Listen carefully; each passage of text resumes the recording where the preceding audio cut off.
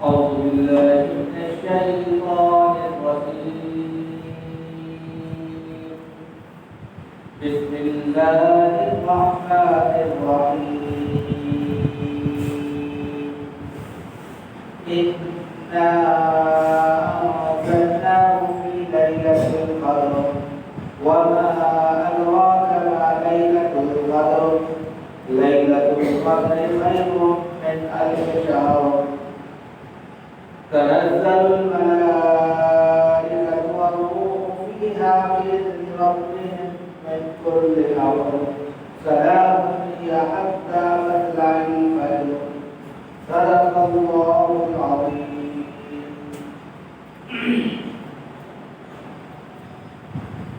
محترم بزرگوں اور دوستوں، دین اور ایمانی بھائیوں، اللہ رب العزت کا شکر ہے، اس کا کرم ہے کہ اس نے اپنی بارگاہ میں آنے کی توفیق بخشی، نماز عشاء کی توفیق دی اور اب درس قرآن بیٹھنے کی توفیق عطا فرمائی۔ آج درس قرآن میں سورۃ القدر مکیہ کی تلاوت کی گئی ہے۔ اس کا ترجمہ پہلے پیش کیا جا رہا ہے اور پھر اس کے بعد اس کی تفسیر پیش کی جائے گی۔ تو عرض کیا ہے اِنَّا أَنزَلْنَاهُ فِي لَيْلَةِ الْقَدْرِ، ہم نے اسے لیلۃ القدر میں اتارا۔ اسے کا مراد قرآن کریم قرآن ہے۔ ہم نے قرآن کریم کو لیلۃ القدر میں اتارا۔ وَمَا أَدْرَاكَ مَا لَيْلَةُ الْقَدْرِ، کیا آپ جانتے ہیں کہ لیلۃ القدر کیا ہے؟ لیلۃ القدر خیر من الف شہر، پھر بتایا کہ لیلۃ القدر جو ہے وہ 1000 مہینوں سے افضل ایک بہترین رات ہے۔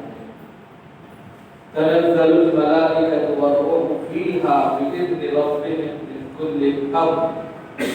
جس میں ملائکہ اور خاص طور سے حضرت جبریل امین اپنے رب کے حکم سے ہر چیز کے معاملے کو لے کر اترتے ہیں۔ سلام ہی حتی مطلع الفجر، اور یہ رات برابر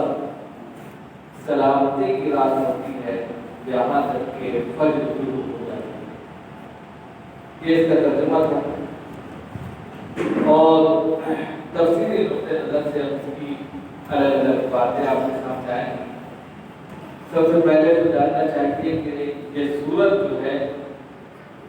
سورہ اِنَّا أَنزَلْنَاهُ فِي لَيْلَةِ الْقَدْرِ کو سورۃ القدر کہا جاتا ہے۔ اس میں تقدیر کا بھی بیان ہے،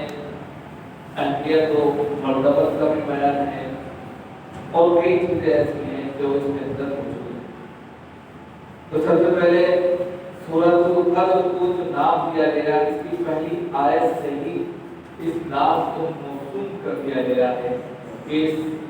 قرآن کی اس سورت کے اندر جو پہلی آیت ہے فی لیلۃ القدر، اسی کی طرف اشارہ کرتے ہوئے سورت کا نام سورۃ القدر رکھا گیا ہے۔ پھر یہ سورت مکی ہے یا مدنی ہے؟ تو بہت سے لوگوں نے اس سورت کے تعلق سے کہا ہے کہ مدنی ہے، اور بہت سے لوگوں نے کہا ہے کہ یہ مکی ہے۔ لیکن خاص طور سے جو راجح قول ہے اور مضمون جو اس کے اندر ہے، جو اس کے اندر کہہ سکتے ہیں کہ پیغامات ہیں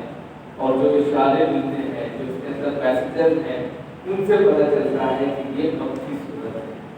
اور مفسرین نے زیادہ تر یہی کہا ہے کہ یہ مکی سورت ہے۔ دوسری چیز، یہ ترتیب نزولی کے اعتبار سے اور ترتیب قرآنی کے اعتبار سے الگ الگ ہے۔ ترتیب نزولی کے اعتبار سے یہ سورت 25ویں نمبر پر ہے، یعنی یہ سورت جب یہ نازل ہوئی ہے آپ صلی اللہ علیہ وسلم پر تو یہ 25ویں سورت ہے۔ لیکن ترتیب قرآنی کے اعتبار سے یہ 97ویں نمبر پر ہے۔ یہ سورت 97ویں سورت ہے، اور یہ 30ویں پارے میں ہے، اس میں 1 رکوع ہے اور 5 آیتیں ہیں۔ یہ سورت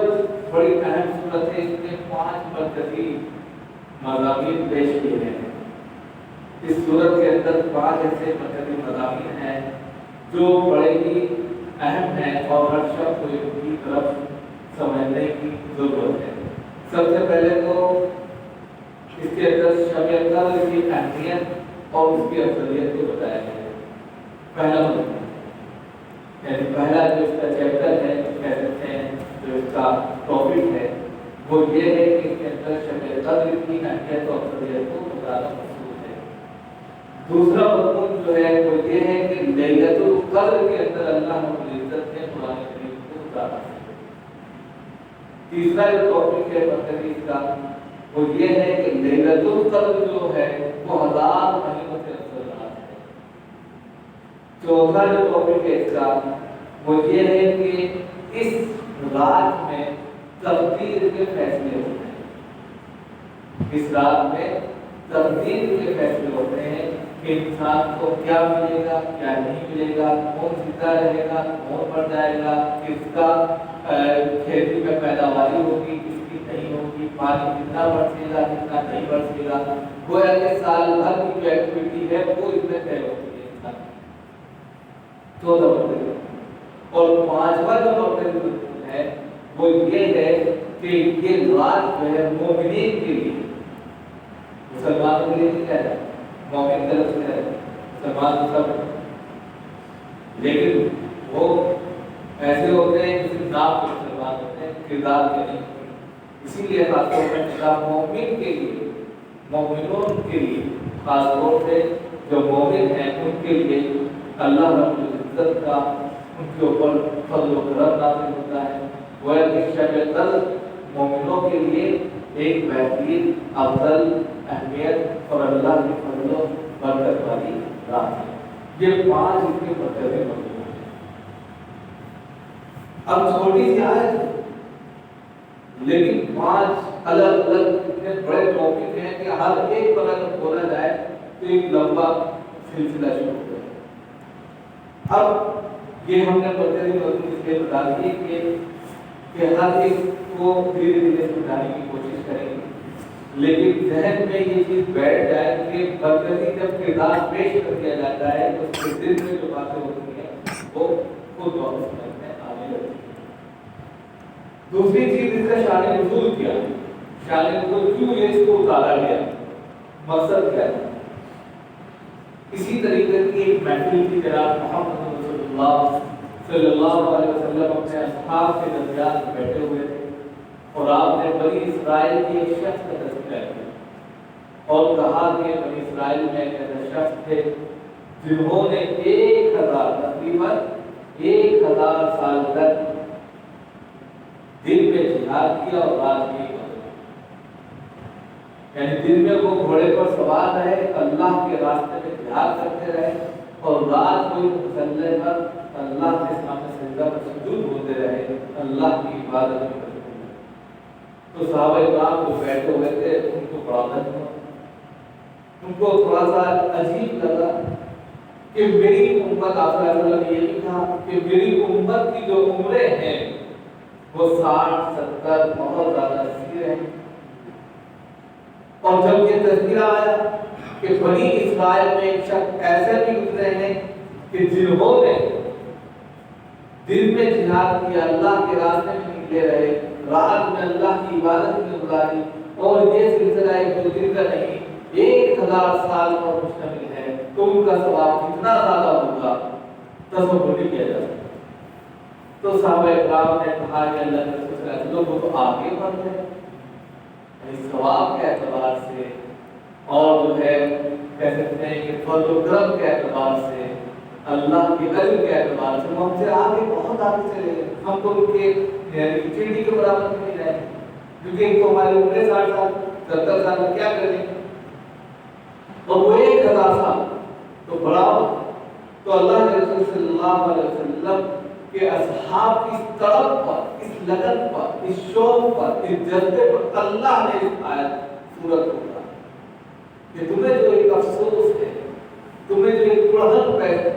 آئی ہے دل کے اندر، ایک کسر جو آ گئی ہے کہ کاش کہ ہم کو بھی 1000 سال ملتے اور ہم بھی عبادت میں اور اللہ کے راستے میں نکل کر اس چیز کو حاصل کر لیتے، لہذا وہ چیز تو اب نہیں ہو سکتی، لیکن ایک رات ہم ایسی تمہیں دیں گے کہ وہ رات 1000 مہینوں سے افضل ہوگی، اور جب 1000 مہینوں کا آپ کیلکولیٹ نکالیں گے، حساب نکالیں گے، تو 83 برس 4 مہینے نکل کر سامنے آئے کہ اگر آپ کو ایک رات نصیب ہو گئی شب قدر کی، تو سمجھو اس رات کی عبادت کا ثواب 83 سال 4 مہینے کا ہوگا۔ اور اگر تمہارے 50 سال کی زندگی میں، 60 سال کی زندگی میں تمہیں وہ راتیں 10-15 مل گئی، تو تم 1000 سال سے زیادہ پہنچ جاؤ۔ یہ ہے جناب محمد رسول اللہ صلی اللہ علیہ وسلم کی امت پر اللہ کا فضل و کرم، رحم و کرم، کہ انسان حاصل نہ کرنا چاہے یہ الگ بات ہے، لیکن اللہ نے کوئی چیز نہیں چھوڑی کہ اگر وہ حاصل کرنا چاہے تو اسے حاصل کر سکتا ہے۔ تو یہ اس کا شان نزول تھا جس کی وجہ سے یہ نازل کی گئی۔ دوسری چیز یہ ہے کہ کفار مکہ جو تھے آپ صلی اللہ علیہ وسلم کو ٹارچر بہت کرتے تھے، بہت ستاتے تھے۔ تو اللہ رب العزت نے ان کو خطاب بھی فرمایا، کہنے لگے تم جو آپ صلی اللہ علیہ وسلم کو پریشان کرتے ہو، ان کو جملے کہتے ہو، وہ جو کتاب لے کر آئے، جو پیغامات لے کر آئے، اس کو اپنے لیے مصیبت سمجھتے ہو، یہ تمہاری نادانی ہے، بے وقوفی ہے۔ اس لیے کہ یہ جو کتاب ہے، یہ کتاب ایسے ہی دنیا میں نازل نہیں ہوئی،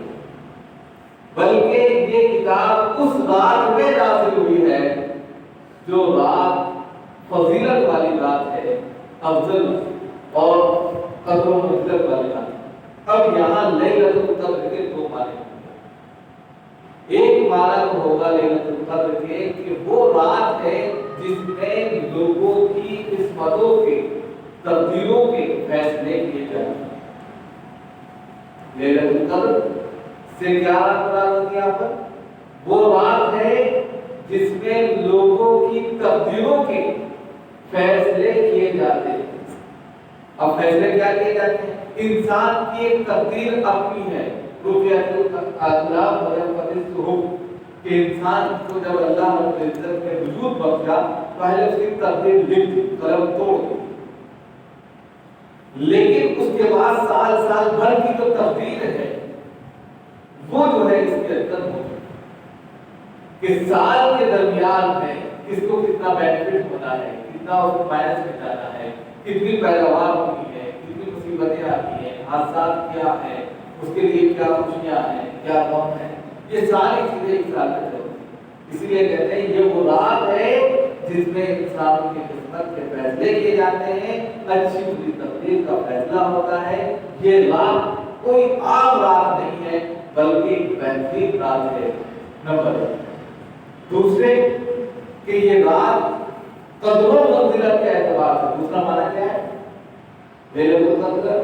کہ یہ رات قدر و منزلت کے اعتبار سے چھوٹی موٹی رات نہیں ہے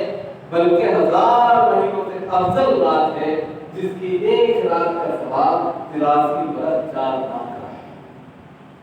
لہذا ہم نے اس رات میں اس قرآن کو نازل کیا ہے جس کو تم جو ہے مصیبت سمجھ رہے ہو، تمہارے مطلب کہ اس کا نزول کا جو کہہ سکتے ہیں پیش خیمہ ہے وہ اتنا بڑا ہے کہ اس کا تصور تم نہیں کر سکتے۔ اور پھر یہ رات لوح محفوظ، یعنی کہ یہ قرآن جو ہے ہم نے لوح محفوظ میں محفوظ کیا تھا، اسی رات کے اندر جو افضل ترین رات ہے، اسی رات میں ہم نے لوح محفوظ سے پورا کا پورا قرآن ایک بار میں آسمانی دنیا پر نازل کیا۔ تو لیلۃ القدر میں ہم نے قرآن کریم کو نازل کیا، اسی لیے یہاں پر کہا انا انزلناہ فی لیلۃ القدر، ہم نے اسے لیلۃ القدر میں اتارا، نازل کیا۔ خو سے جو ضمیر مراد ہے وہ قرآن کریم۔ اب یہاں پر جو ہے دیکھیے اللہ رب العزت کا بڑا اس کے اندر جو ہے کہہ سکتے ہیں کہ بلاغت ہے کہ عربی زبان میں بڑی بلاغت پیدا ہے، اور بلاغت یہ ہے کہ لفظ ایک دم چینج ہوتے چلے جائیں۔ انزلہ کا جو لفظ آپ دیکھیں گے کہ وہ پورا کا پورا کرنے کے لیے آتے ہی، اگر کوئی شخص اس سے یہ استدلال کرے کہ یہ قرآن کے بارے میں نہیں ہے، کسی اور کے بارے میں تو شریعت کہہ سکتا ہے، دوسری تمام چیزیں کہہ سکتا ہے، لیکن جو بھی چیز اترے گی یا جو بھی کہا جائے گا وہ کہا جائے گا پورا کا پورا ایک بات ہوتا ہے، اور ایک لفظ آتا ہے نزلنا، اِنَّا نَحْنُ نَزَّلْنَا الذِّكْرَ وَإِنَّا لَهُ لَحَافِظُونَ، کہ ہم نے قرآن کریم کو اتارا اور ہم ہی اس کے محافظ ہیں۔ اب یہاں پر نزلہ کا جو لفظ ہے اس کا مطلب ہوتا ہے کہ آسمانی دنیا سے آپ صلی اللہ علیہ وسلم کے قلب اطہر تک جو سلسلہ نزول کا تھا وہ نزلہ کے ساتھ تھا۔ نزلہ میں کیا ہے کہ بتدریج، تھوڑا تھوڑا، جستا جستا، جیسی ضرورت پڑتی ہے ویسے قرآن کو اتار دیا۔ اسی لیے قرآن آسمانی دنیا سے آپ صلی اللہ علیہ وسلم کے قلب اطہر تک اترنے میں 23 سال لگے، اسی کو نزلہ کہتے ہیں۔ اگر کوئی شخص یہ کہے کہ انسان نزلنا الذکر، ذکر سے قرآن مراد نہیں ہے، تو کہا جائے گا عربی قاعدے کے مطابق کہ ذکر سے قرآن ہی مراد ہے، اس لیے کہ قرآن دھیرے دھیرے اس طرح نازل ہوا ہے۔ بہت سے لوگوں نے اشکال کیا، بہت سے لوگوں نے اس پر اشکال کیا کہ نزلنا الذکر، تو ذکر سے قرآن کیسے مراد نہیں ہے؟ تو وہ ایک لمبی تفسیر ہے، وہ علمی بحث ہے، وہ یہاں کا موضوع نہیں ہے۔ بس اتنا سمجھیے کہ ذکر سے مراد قرآن ہی ہے، اور اس کو فائنلی کرنے کے لیے نزلہ نے بالکل وضاحت کرتی ہے کہ بتدریج جو چیز اترتی ہے، دھیرے دھیرے جو چیز اترتی ہے وہ نزلہ کے ذمہ میں آتی ہے۔ لہذا آسمانی دنیا پر جو چیز اتری، آسمانی دنیا سے آپ صلی اللہ علیہ وسلم کے قلب اطہر پر جو چیز اتری ہے وہ دھیرے دھیرے اتری ہے، اس لیے ہم نے ہی قرآن کو اتارا اور اب ہم اس کے معافی، اور یہاں پر ایک بارگی میں اتارا تو یہ مطلب ہوگا لوح محفوظ سے آسمانی دنیا پر ہم نے اس کو ایک بارگی میں شب قدر میں اتار دیا۔ سمجھ آ گئی؟ اب اس کے بعد کہتے ہیں کہ ہم نے اس قرآن کو شب قدر میں اتارا۔ اب ان سے کفار مکہ سے کہا جا رہا ہے، کہا ہو رہا ہے کہ تم جس قرآن پر ٹپی کر رہے ہو، یہ قرآن اس مقدس رات میں افضل ترین رات میں ہوتا ہے، اور یہ آپ صلی اللہ علیہ وسلم کا اپنا کوئی پیغام نہیں ہے، ان کا اپنا کوئی لیٹر نہیں ہے، یا ان کا کوئی اپنا سندیش نہیں ہے، یہ تو اللہ رب العزت کا کلام ہے۔ لہذا ان کو اس پر ٹپڑیاں کرنا بند کرو، پریشان کرنا بند کرو، جس دن تمہیں سمجھ میں آ جائے گی تو اس دن تمہیں خود محسوس ہوگا کہ ہم کیا کریں۔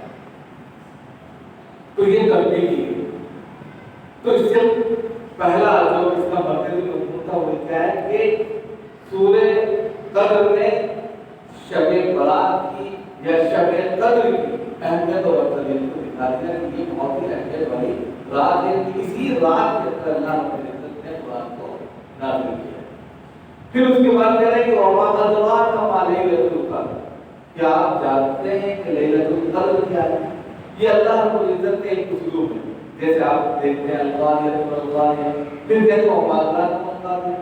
کہ قیامت کیا ہے، القاریہ کیا ہے، القاریہ کیا ہے، پھر اس کے بعد پوچھا القاریہ کیا جانتے ہو کیا ہے، پھر اس کی تفسیر بیان کی کہ وہ قیامت ہے، وہ بیان کی، وہ ساری چیزیں۔ تو یہاں پر بھی کوئی انداز اختیار کیا کہ پہلے سوال کیا پھر جواب دیا، کیا جانتے ہو کہ لیلۃ القدر کیا ہے؟ یہ اہمیت بتانے کے لیے ہوتا ہے تاکہ ہر شخص اچھے سے سمجھ لے کہ اس کی اہمیت کتنی زیادہ ہے۔ تو کہا لیلۃ القدر خیر من الف شہر، کہ لیلۃ القدر جو ہے وہ 1000 مہینوں سے افضل ایک رات ہے، لہذا اس رات کے اندر جو ہے آپ کو کیا کرنا ہے کیا نہیں کرنا ہے وہ ساری چیزیں بھی آپ کو۔ اب مثال کے طور پہ شہر رمضان الذی انزل فیہ القرآن، اب اس میں لیلۃ القدر کے تعلق سے آتا ہے کہ یہ جو رات آپ کو 1000 مہینوں والی افضل بتلائی ہے تو یہ کب ملے گی، اس کا حاصل کرنا کیسے آسان ہوگا؟ تو کہا گیا کہ یہ رات الگ الگ کھولے 40 سے 50 کھول اس کے لیلۃ القدر کے لیے۔ لیلۃ القدر کے مفسرین نے 40 سے 50 قول لکھے کہ اس سے یہ چیزیں مراد ہیں، لیکن زیادہ تر یہ کہا گیا ہے کہ یہ رات سال بھر گھومتی رہتی ہے، سال بھر گھومتی رہتی ہے۔ اس کے بعد یہ بھی کہا گیا ہے کہ یہ رات رمضان میں خاص طور سے حاصل ہو سکتی ہے۔ پھر اس میں یہ کہا گیا کہ رمضان مبارک میں بھی آخر اشرے میں یہ رات بڑی معتبر ہے، وہاں مل سکتی ہے۔ پھر اس میں یہ کہا گیا کہ جو تار راتیں ہیں 21 ہے 23 ہے 25 ہے 27 ہے 29 ہے اس میں تلاش کرو تو یہ رات مل سکتی ہے۔ پھر اس میں بھی کہا گیا کہ 27 کی جو شب ہے اس میں تو یہ آپ کو حاصل ہو، الگ الگ قول ہے۔ کچھ لوگوں نے کہا کہ اس کی جفت راتوں میں یعنی کہ جیسے 20 ہے 22 ہے 24 ہے 26 ہے 28 ہے 30 ہے ان راتوں میں تلاش کرو۔ تو کہنے کا مقصد یہ ہے کہ پورا کا پورا مہینہ جو کہ جناب محمد رسول اللہ صلی اللہ علیہ وسلم نے اس بات کو حاصل کرنے کے لیے کیونکہ آپ صلی اللہ علیہ وسلم کو پہلے یہ رات دکھائی گئی تھی، بتائی گئی تھی، آپس سے دو لوگ جھگڑ رہے تھے اور جھگڑنے کی وجہ سے آپ کو بلانے کے بہت سے ریزن ہو سکتے ہیں۔ ہو سکتا ہے کہ اللہ رب العزت نے سوچا ہو کہ اگر بتا دی گئی تو لوگ جو ہے ایک ہی رات عبادت کریں گے، پریشانی عبادت نہیں کریں گے، یا یہ کہ جن لوگوں یعنی کہ یہ رات بتا دی جائے کچھ لوگ کر لیں کچھ لوگ اس میں گناہ کر لیں تو جتنا ثواب ملے گا اتنی زیادہ پکڑ بھی ہوگی۔ دو تیسرے یہ کہ کچھ لوگ جو ہے کر لیں گے کچھ لوگ نہیں کریں گے تو ان کو افسوس ہوگا۔ تو یہ سارے ریزن ہیں جس کی وجہ سے اس رات کو بتا دیا گیا۔ اب یہ رات جو کہ انسان جتنی تلاش اور جستجو میں گزارتا ہے تو اس کا ثواب الگ ملے گا، اور اگر یہ چیز حاصل ہو گئی اس کا ثواب الگ ملے گا۔ اس لیے ہر شخص کوشاں رہتا ہے۔ آپ نے دیکھا ہوگا رمضان میں اس کے علاوہ بھی جیسے پرسوں شب برات میں بھی تو اس میں کوشاں رہتا ہے کسی طرح ہمیں یہ چیز حاصل ہو جائے۔ تو اسی طرح یہ رات اس وجہ سے بلا دی گئی کہ تاکہ ہر شخص اپنے آپ میں مایوسی نہ پیدا کرے بلکہ اللہ سے امید باندھے رکھے اور اس رات کی جستجو میں تلاش میں لگا رہے، اور جس کو یہ حاصل ہو جائے اس کا ثواب اس کی برکت اس کی زندگی میں موجود ہے۔ تو اس لیے کہا گیا کہ یہ رات افضل ترین رات ہے۔ اب اس کو ڈیوائڈ ہمارے اعتبار سے نہیں کر دیا گیا، اور خاص طور سے رمضان آنے والا ہے تو اس کے اندر آپ خاص طور سے آخری اشرا آپ کا اندر میں اعتکاف بھی کیا ہے اور پورے مہینے کا بھی اعتکاف کا پتہ چل رہا ہے، تو ہم پورے مہینے کا نہیں کر سکتے تو آخری مہینے کا کریں اور اس میں حاصل کرنے کی کوشش کریں تو اس کا ثواب بہت زیادہ ہے۔ اس کے بعد کہ اس رات کا ہوتا کیا ہے؟ تنزل الملائکۃ والروح فیہا بإذن ربہم کہ ملائکہ اترتے ہیں، فرشتوں کا طاقہ لگتا ہے، اور خاص طور سے حضرت جبریل سے مراد کرنے آتا حضرت جبریل امین، حضرت جبریل امین بھی آ جاتے ہیں اور ہر چیز کے معاملے کا اپنے رب کے حکم کو پورا کرنے کے لیے اترتے ہیں۔ ذالک اللہ رب العزت نے ان کو فیصلہ دے دیا، اس دن جو ہے فیصلہ فرشتوں کے ہاتھ میں چلا جاتا ہے، اللہ کی طرف سے آرڈر ہو جاتا ہے، آرڈر ہونے کے بعد میں فرشتے اپنے طور پر پھر جو ہے انسان کی تقدیریں لکھنا شروع کرتے ہیں۔ اب اس میں یہ کہا جاتا ہے کہ جو شخص عشاء کے بعد سے لے کر فجر تک کسی بھی طریقے سے عبادت کرتا رہتا ہے، نماز پڑھ رہا ہے، قرآن تلاوت کر رہا ہے، مناجات کر رہا ہے، یا کوئی بھی ایسا عمل کر رہا ہے جو دینی عمل ہے تو اسی کے اعتبار سے اس کو سلامتی کی دعائیں دیتے ہیں اور پوری رات کی عبادت کے ثواب ملتے ہیں۔ یہاں تک یہ بھی کہا گیا ہے کہ اگر کسی شخص نے عشاء کی نماز پڑھی اور پڑھتے ہی سو گیا، کسی سے بات نہیں کی، اور پھر فجر کی نماز اس نے پڑھی، کیونکہ سلام نہیں آتا مطلب فجر کی نماز پڑھے تو بھی اس کو پوری رات کا ثواب ملے گا، پوری رات کا ثواب مل جائے گا اگر سے وہ سو رہا تھا۔ لیکن شرط کیا ہے کہ عشاء کے بعد کسی سے بات نہیں کرنی، گپے نہیں مارنے، سو جانا اور فجر کی نماز جماعت سے پڑھنا، خود بخود پوری رات کا ثواب مل جائے گا۔ یا یہ کہ پہلے نشرے میں یعنی پہلے وقت میں آپ نے تھوڑی سی عبادت کی، پھر سو گئے، اور پھر صبح کے اول نشرے میں آپ اٹھ گئے، اول نشرے مطلب اول وقت میں اٹھ گئے اور پھر اٹھ کر پھر عبادت کی، تو پورا عبادت کا ثواب ملے گا۔ تو اس طریقے سے کہا، اور فرشتے جو ہوتے ہیں وہ اللہ کے حکم سے اس کے ایک ایک امر کو، جو اللہ نے مثال کے طور پہ کھیتی کتنی ہونی ہے،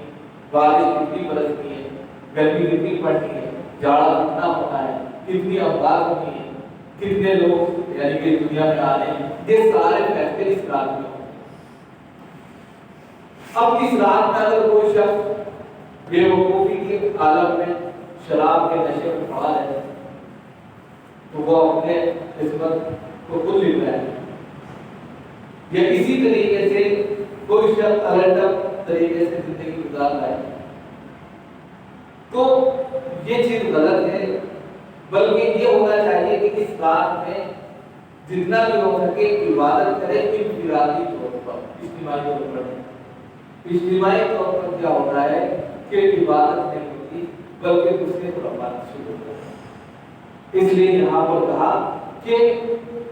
ملائکہ کا تاتا بنا رہتا ہے، لہذا اس رات کے اندر جتنا ہو سکے عبادت کریں اور اللہ سے اچھی تقدیر کی اور اپنے فضل و کرم کی دعا کریں۔ اور خاص طور سے جناب محمد رسول اللہ صلی اللہ علیہ وسلم اس رات میں جو دعا فرماتے تھے، اللہم انک عفو کریم تحب العفو فاعف عنی یا کریم، یہ دعا کریں۔ بس اگر آپ بیٹھے ہیں تو اس دعا کو پڑھ لیں، اللہم انک عفو کریم تحب العفو فاعف عنی یا کریم، اس دعا کو پڑھ لیں۔ یہ دعا اس وقت کی سب سے اہم دعا ہے، یہ جناب محمد رسول اللہ صلی اللہ علیہ وسلم کرتے۔ اور اس کے بعد کہتے ہیں کہ سلام علیک کا مطلب یہ سلسلہ برابر رہتا ہے یہاں تک کہ فجر طلوع ہو جاتی ہے، یعنی کہ فجر کی نماز کے بعد جو روشنی ہو جاتی ہے وہ ہو جاتی ہے، پھر اس کے بعد فرشتے چلے جاتے ہیں۔ تو فرشتوں کا تانتا